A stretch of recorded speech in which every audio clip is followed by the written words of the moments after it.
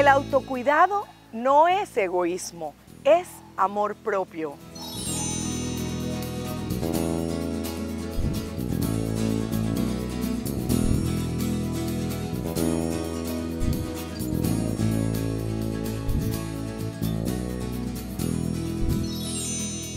Gracias por seguir nuestros contenidos en nuestro programa Transformándonos. Soy Giselle de la Hoz y hoy les traemos el tema del autocuidado con el licenciado Aldo Escobar. Bienvenido, Aldo.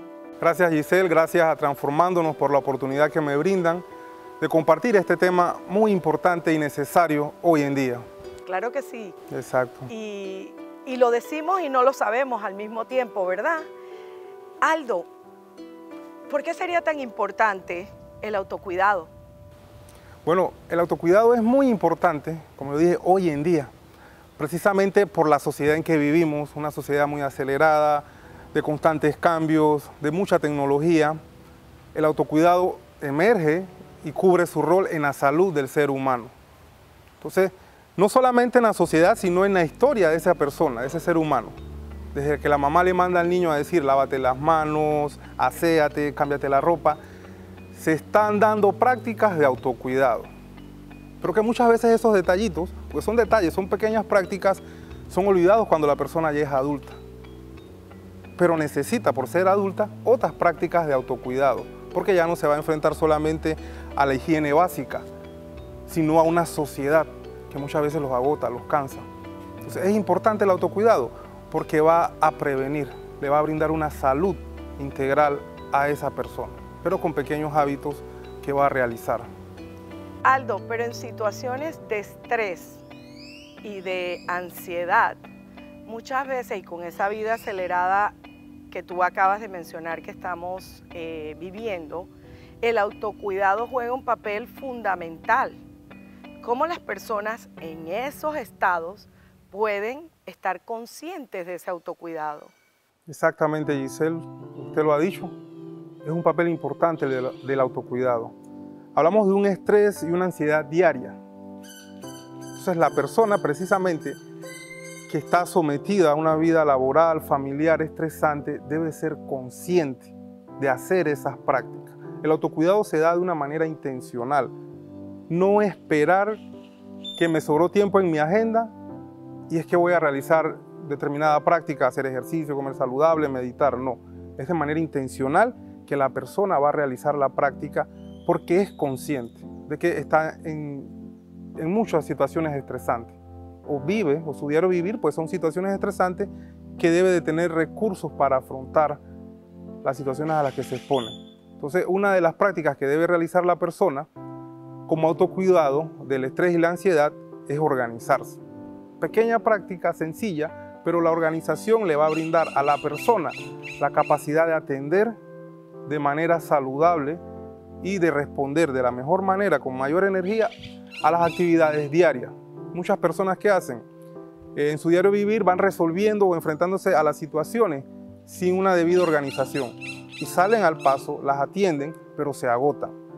Si practicaran el autocuidado de organizarse, pues lo van a hacer de una mejor manera, sin tanto desgaste y evitando pues que el estrés se haga crónico, que una ansiedad se convierta en un trastorno o sobreviviendo, como digo yo.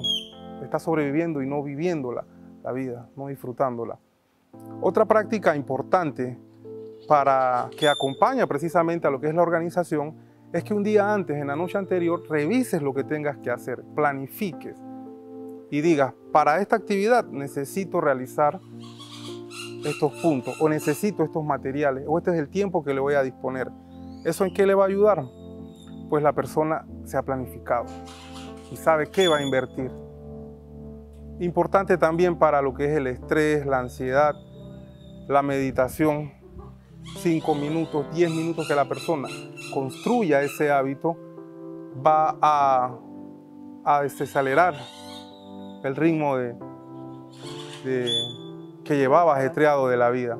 Y esto me trae a un aspecto importante, esa autoexigencia que puede tener el ser humano y olvidarse por segundos que el autocuidado es fundamental para su vida porque está más centrado en sus metas, en aquello que quiere lograr y de alguna forma olvida o es negligente con su propio cuerpo, con sus emociones, con sus pensamientos. O sea, ¿cómo afecta todo esto? Irónicamente brindamos más al trabajo, a la familia, a los proyectos, pero la clave para triunfar o para cosechar éxitos en eso es el autocuidado.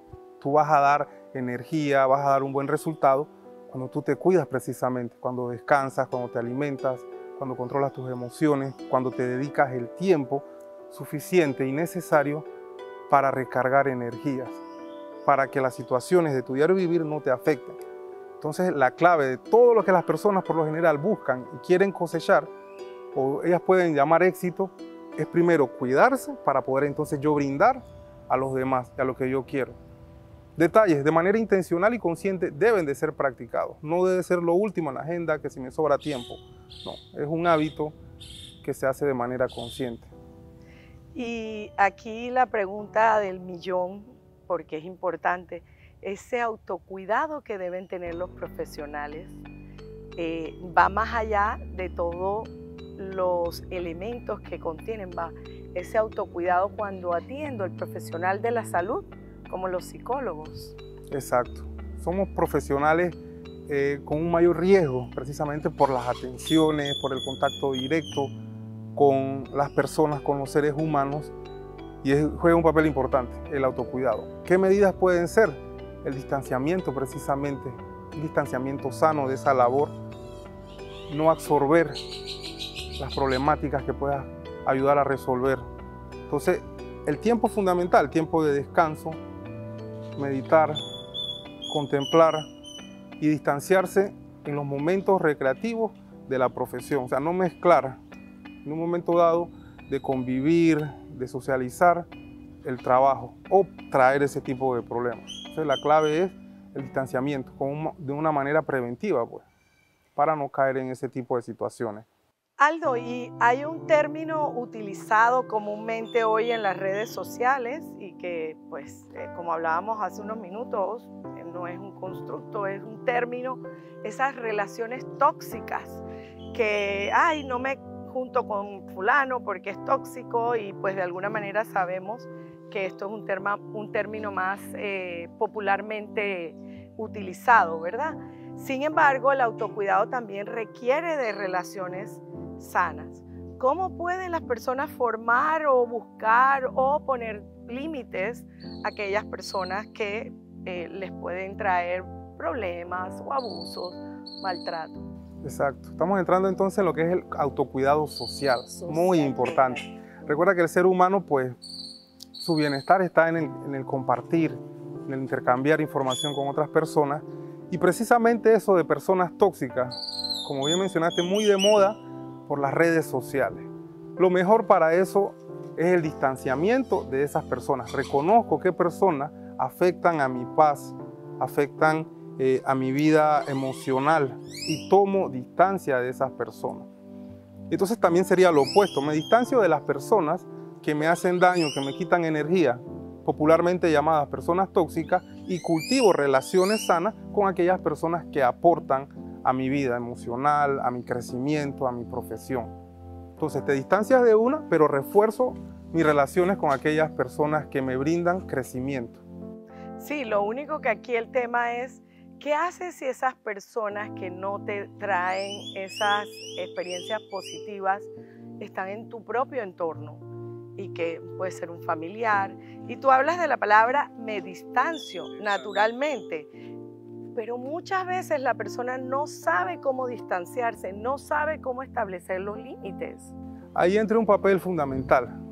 De pronto, si no te puedes distanciar físicamente, tienes que convivir con esa persona. Entra el poner límites, en saber decir no a situaciones. Cuando tú pones límites a la otra persona, lógicamente estás dando a demostrar me valoro, me respeto, y al mismo tiempo no me puedo distanciar físicamente, pero sí con los límites que yo te estoy expresando. De pronto te hablo claro y concretamente, no me gusta que me grites o no me gusta la manera en que te acercas a resolver un problema, y estás poniendo ese límite. Porque también el temor puede ser que al percibir las relaciones sociales como ese intercambio de dar, de recibir afecto, a veces el poner límites como que va a distanciar, pero te va a brindar crecimiento y favor. Si la persona te valora y te aprecia, el poner límite es un autocuidado de bienestar para ambas personas. Excelente, excelentes contenidos, Aldo. Definitivamente que como seres humanos necesitamos conocer este tema, la sociedad tiene que conocer y nos tenemos que empoderar para prevenir situaciones difíciles, para prevenir enfermedades, para prevenir conflictos e inclusive quiero cerrar el programa dentro del trabajo que hacemos en la Fundación Piero, en el duelo. Tenemos que apoyar, parte de nuestro trabajo es hacerle ver al doliente, al usuario, la importancia de autocuidarse aún más porque está atravesando por un proceso difícil. Y no es fácil porque la persona está con todas estas reacciones físicas, emocionales e inclusive espirituales. Está todo en desarreglo o está atribulada, entonces tenemos que estar constantemente recordándole el autocuidado en ese funcionamiento diario. Gracias, Aldo, por los contenidos que nos acabas de impartir, estos contenidos valiosos para nuestros televidentes. Y nos vamos a una pausa y regresamos con el licenciado Marvin Hernández con el mismo tema, el autocuidado.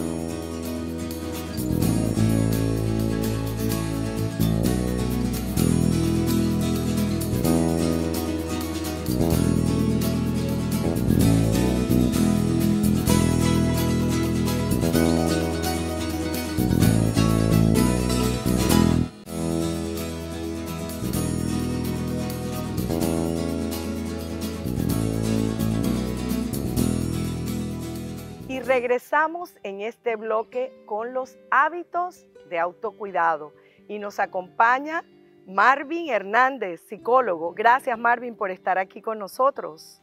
Gracias, Giselle, por la invitación. Es una gran oportunidad para compartir estos conocimientos que realmente, si nos los quedamos, no tienen ningún sentido. De nada tiene, ninguna ciencia debería estar a merced de no compartir algo. Así es, maravilloso porque la sociedad entera está ávida de conocimientos y esto es parte del trabajo para que nuestros televidentes puedan adquirir esa información. Hablábamos del autocuidado con Aldo, de qué se trata, todo lo que implica el autocuidado social, el laboral y todo esto. Pero se nos pasa los hábitos, esos elementos importantes que deben estar en el autocuidado, que forman parte de la vida cotidiana, del diario vivir. ¿Cuáles son esos hábitos? Bien, me gustaría decir, pues, citando al colega Aldo, que el autocuidado es una cadena de actividades, lo podríamos resumir a eso, pequeñas actividades que hacen un gran componente que le llamamos autocuidado. Tenemos, por ejemplo, el sueño, podemos hablar de la alimentación, ¿por qué no? De la higiene, algo tan clásico, tan metido en nuestra cultura, que quizás no nos hemos percatado y no hemos sido conscientes que estas prácticas también generan grandes repercusiones en la salud, tanto física como emocional. Claro, y se nos olvida la actividad física. Así mismo es. Autocuidado. Entonces, dentro de ese autocuidado, ¿qué función tiene el sueño? Ok, muy discutido actualmente en una sociedad tan llena de actividades, tan demandante, tanto laboral como en todos los campos que queramos ponerlo. El sueño a veces queda como algo negociable. Pensamos, no, mira, yo más luego duermo y hacemos muchos desajustes, pero actualmente las organizaciones que se encargan de este estudio han demostrado que una persona que al menos duerma de 7 horas en adelante, podríamos decir de 7 a más, presenta una mejor calidad de vida. Incluso tiene una repercusión en las enfermedades crónicas. Entonces el sueño tiene que ser algo no negociable, así como tenemos horas para trabajar.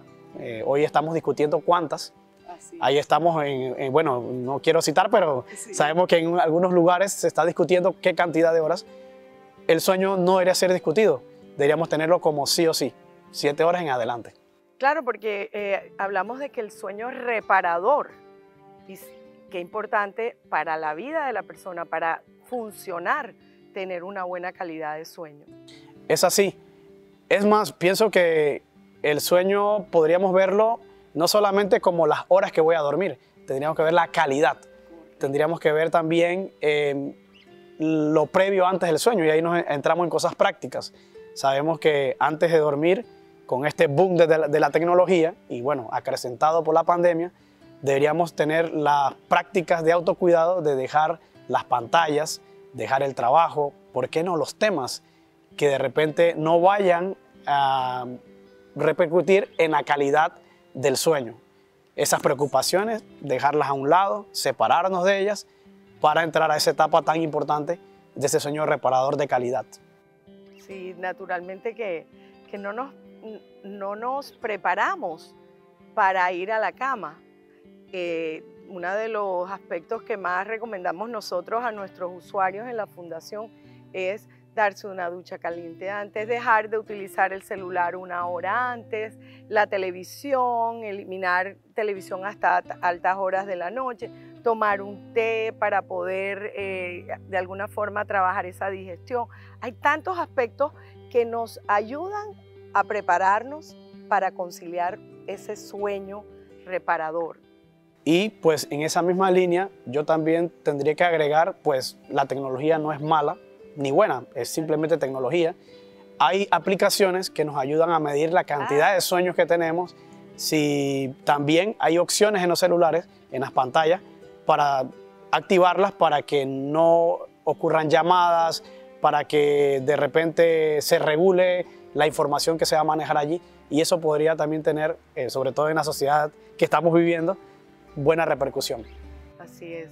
Y siguiendo en la misma línea de esos hábitos, el ejercicio o la actividad física, porque no necesariamente todos tenemos que hacer el mismo tipo de ejercicio, pero esa actividad física que tiene un impacto en la calidad de vida, y pues obviamente tiene que ser una decisión de la persona. Hacer ejercicio porque tiene que cuidarse, la palabra lo dice, autocuidado. Yo decido cuidarme y parte de eso es el ejercicio. Quiero volver, Giselle, a lo que acabas de decir sobre la autogestión del tiempo. Creo que es vital, es como el eje transversal de todo esto. Nunca hay tiempo ni para leer, ni para descansar, ni para uno mismo. Ese tiempo lo tenemos que propiciar nosotros. En ese caso, el ejercicio, en un mundo donde no está programado un tiempo para ejercitarnos, nos toca sacarlo, nos toca crear el tiempo y el espacio. Y en esa misma línea, bueno, Panamá, al igual que muchos países, se están urbanizando demasiado. Por lo tanto, las personas cada día tienen menos tiempo para tener un espacio para el ejercicio. Entonces, hoy día se está tratando de segmentar la forma de ejercitarnos, no hacerlo de seguido. Sé que la OMS y otras organizaciones han dicho media hora al menos, pero podríamos tener la práctica de los 10.000 pasos diarios, podríamos tener las prácticas de 15 minutos antes, 15 minutos después, 15 minutos después, y así lograr grandes bloques de ejercicio. ¿Por qué no? Como ha hecho la OMS, si está en nuestras manos y es seguro, bajarnos unas 2 paradas antes, estacionar nuestro carro en un lugar seguro y caminar hacia el trabajo, aunque sea unos metros. Y todas estas pequeñas actividades van a provocar un gran componente de autocuidado de ejercicio. Y que, bueno, la repercusión, creo que la Fundación lo ha dicho también, ustedes yo sé que lo han trabajado muchísimo, que en nuestro cerebro ocurre una gran química hermosa, de una gran segregación de neurotransmisores como son la dopamina, la serotonina, que nos provocan a nosotros mucho placer, mucho bienestar y repercuten en una buena salud mental. Y en esta misma línea que estamos hablando, hay un grupo etario importante que falla tal vez en esos hábitos de sueño. Tal vez los vemos haciendo más ejercicio que que otros grupos. Sin embargo, ¿qué tan importante es para ellos ese autocuidado del sueño? Si bien es cierto, el autocuidado es responsabilidad personal, bueno, como ha mencionado Giselle, este grupo etario, por sus componentes, por todo lo que está ocurriendo en su poda neuronal y todo ese cambio cíclico que tenemos en ellos, tenemos que acompañarles como adultos. Por eso no podemos dejarlos solos en esa práctica del autocuidado del sueño. Debemos acompañarlos, evaluar, monitorear un poco el uso de pantallas y todo esto, porque no debe ser negociable. De hecho, hay países, quiero mencionar nada más, cada televidente puede investigarlo, claro. Hay países que han optado por entrar a los colegios un poco más tarde. En el caso para recibir a estos jóvenes, que si bien es cierto, deberíamos acompañarlos en el sueño, realistamente sabemos que no lo van a lograr tan fácil, entonces ellos han optado, ¿sabes qué? Vamos a entrar un poco más tarde y así ellos pueden dormir un poquito más y tener la concentración, tener todas estas otras actividades o facultades que debe tener una persona para lograr otras cosas, como es el aprendizaje, en este caso de lo educativo. Claro, es una medida sabia, porque sabemos que al adolescente le cuesta conciliar el sueño y quieren acostarse muy tarde. Y bueno, dentro de todos estos hábitos del autocuidado hemos hablado del sueño, de la actividad física, y hay unas importantes, todas son importantes y estamos claros de esto, pero esos hábitos alimentarios que muchas veces comemos a deshoras o simplemente saltamos comida y nos quedamos con la comida también chatarra. Bien, el hábito de autocuidado de alimentación, y voy a utilizar una palabra que acaba de usar usted, un verbo, saltar. No es mío, es de un nutricionista que recomienda saltar. ¿Por qué saltar? S de sedentarismo. Él dice que tenemos que evitar el sedentarismo, que el problema de la alimentación en el fondo es lo que venimos hablando. Hay muchas horas donde estamos sentados, Exacto. Donde no hacemos activación, donde no caminamos. Luego tenemos la A del alcoholismo, aunque no nos guste, en Panamá, sobre todo las damas, es el país número 1 en Latinoamérica en consumo de alcohol, en las últimas cifras reveladas, a pesar de que culturalmente lo tenemos como tan en nuestro ADN, Claro. tenemos que entender que el alcohol nos está haciendo una mala jugada en la alimentación. Y luego pues tenemos la L de la lactancia y volvemos a la infancia, volvemos a hábitos creados en los patrones de crianza, donde la alimentación suya y mía es fruto de lo que nos han enseñado. Entonces, sin caer en la culpabilidad de quién tiene todo esto, tenemos que entender que la lactancia materna, como dice la OMS, debe ser exclusiva y evitar el uso de fórmulas de alimentos procesados, que sé que es todo un problema económico también, y optar por la lactancia materna. Cada día más se está tomando más conciencia de esto. Y llegamos a la T del tabaquismo, otro fenómeno que, unido a la mala alimentación, pueden crear en nosotros también un problema muy serio de enfermedades cardiovasculares. Correcto. Y luego tenemos la A, que específicamente la alimentación, lo que está mencionado, de esa alimentación chatarra, y que hoy día nosotros, al igual que la activación, que ya hablamos sobre eso, podríamos decir que no va a cambiar. Creo que la alimentación malsana va a seguir, pero nos toca optar, no por comer bien, sino por dejar de comer mal. Exacto. Y ahí estoy de acuerdo con usted. Dejar un poco la chatarra, volver a las frutas, volver a las hortalizas, a esas prácticas tan saludables. Y por último, pues tenemos, que ya lo ha mencionado el colega Aldo, de las relaciones. Volvemos a la R de relaciones. Todo lo anterior creo que no se da si frecuentamos relaciones tóxicas, aunque sea un cliché. Sin dejar eso a un lado, sin separarnos de eso, lo otro va a ser muy difícil lograrlo. Así que la alimentación es un gran conjunto, pero que tiene que ver con muchos componentes. Y diría pues que nos están matando las 3C. Las enfermedades cardiovasculares, el cáncer, que también tiene que ver con la alimentación. Y esto último no tiene que ver, pero sí tiene que ver con lo que he mencionado en el saltar, que es el manejar, el conducir. Las 13 nos están matando. Es el número 1 en la mortalidad mundial tiene que ver con estas 13. Y naturalmente que el autocuidado es una responsabilidad propia, pero en la medida que seamos conscientes de estos contenidos, podemos tomar control de nuestras vidas, y esto se tiene que dar desde el adulto mayor, la persona que está en este momento productiva, el adolescente, el niño, porque de esta manera también en algún momento de nuestra vida nos vamos a encontrar que vamos a tener que estar recurriendo a los servicios médicos, al sistema de salud. Entonces, qué importante que nos empoderemos en el autocuidado. Así que interesante entenderlo, que los hábitos son fundamentales en el autocuidado para el bienestar y el funcionamiento sano de una persona. Gracias, Marvin, por la información que nos has brindado el día de hoy, por tu tiempo, y gracias a todos nuestros televidentes por sintonizar Transformándonos. Soy Giselle de la Hoz.